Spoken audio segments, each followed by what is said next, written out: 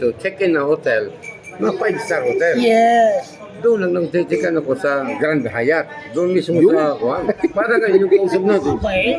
Big time. Big time. Okay. Doon tayo sa Pikak. Sa Pikak na Lapi. Uminom tayo ng kape. Kape. Actually, actually, ang kailangan natin, teka muna, wait lang. Ang kailangan natin talaga para sa legalization. Huwag mong tipirin. Alam mo na ako, ayaw kong tipid eh. Ang pagninegosyo, hindi yan tinitipid. Hindi yung sinasabi Pag sinabi niya, pag sinabi niya $10,000, doble. He can let you bring, can bring to the Prime Minister. Ayan, ito maganda. Wait. Ikaw natin. Okay. Wait. May lupa siya. Yun yung sinasabi. Ako, meron akong pwedeng pagsanlaan kung gusto niya. Bukas may pera na. Ayun. Gawin nyo na. Tapos yung usapan. Pumapahayag. Meron akong Tapos na usapan. Pagkaitan ka. taxes all paid. Ayun na yun. The solution of the problem is already $20,000. Solve na. I will get Ngayon, ganitong gagawin natin. Doon at yung photocopy ng kunin mo na dito. tsaka sa assessor. Kasi, kakausapin ko si may kaibigan ako, nagpapautang talaga yun.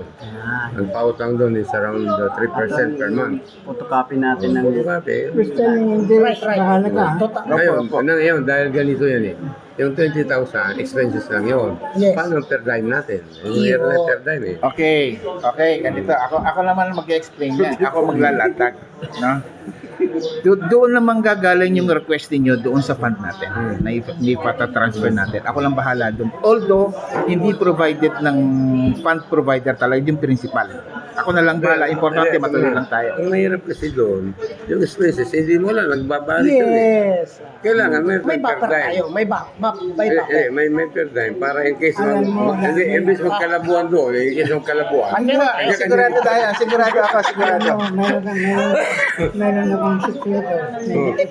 Yun ang mga tama. Ano. Meron akong Ay, secreto. negotiation na ba?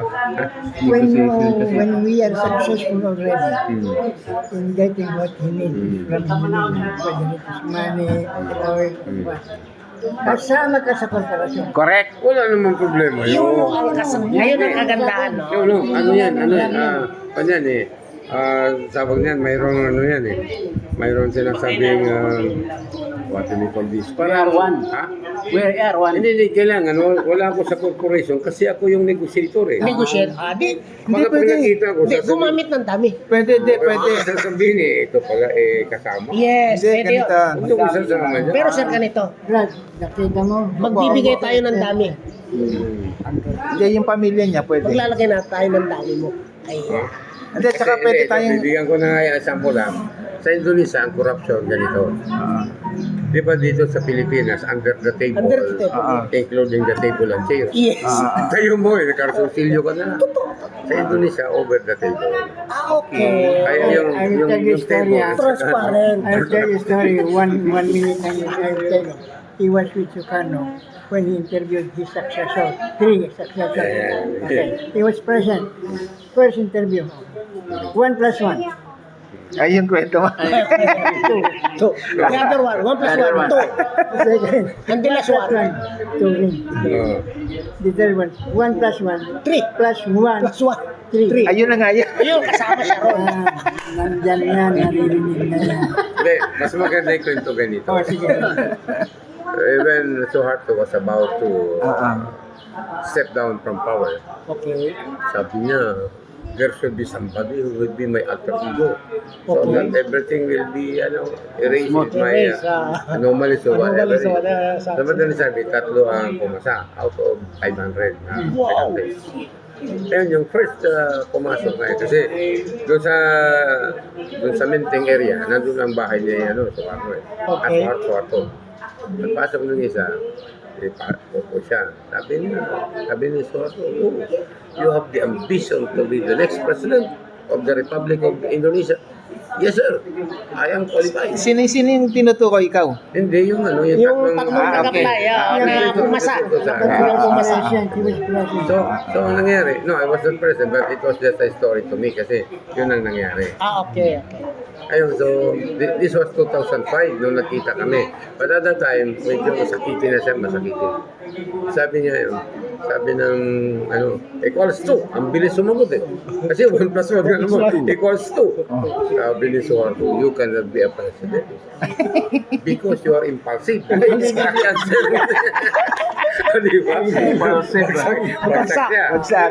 Ito na yung isa. Yung pangalawa. Pangalawa. Kunan mo. Oh, you're also positioning yourself to be the next president. Yes, sir. I have only a very simple question. 1 plus 1. Sabi ng ano, nag-isip muna siya. Pangalawa. Kasi iniisip niya, medyo tricky yung tanong, di ba? 1 plus 1 eh. Sabi ngayon nung isa, Sir, what do you want me to answer? Because this is an easy question. Sabi na naman ni Soto, you cannot also be a president. Before you decide, you need a consultant. Yes. Bagsak na naman. So, Ito itira na yung pangatlo. Yung pangatlo, kasi dakilang ni Ilimang. Wala ko talaga. Si Habibi.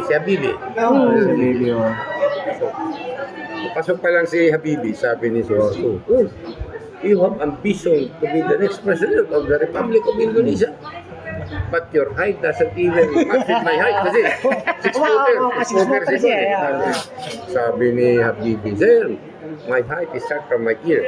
Wow. Kaya matalino. Matalino. Sabi ni Soto, alright, kami. Sila. Sabi niya, the same question, 1 plus 1. Tumingala si Habibi, kaliwat kanan. Biglang tinitigan niya si Soto. Sir, equals 3. Nagulat si Soto. Sabi ni Soto, I'm amazed of your question, of your answer. Can you explain? Sir, because 2 for you, 1 for me. Yung pala yung atigan. So, approve ka. Approve. Dapat isama mo mismo siya kahit wala na siya. Pero Kasama tingnan siya nga, sa parte. yung commander ko, hinihintay lang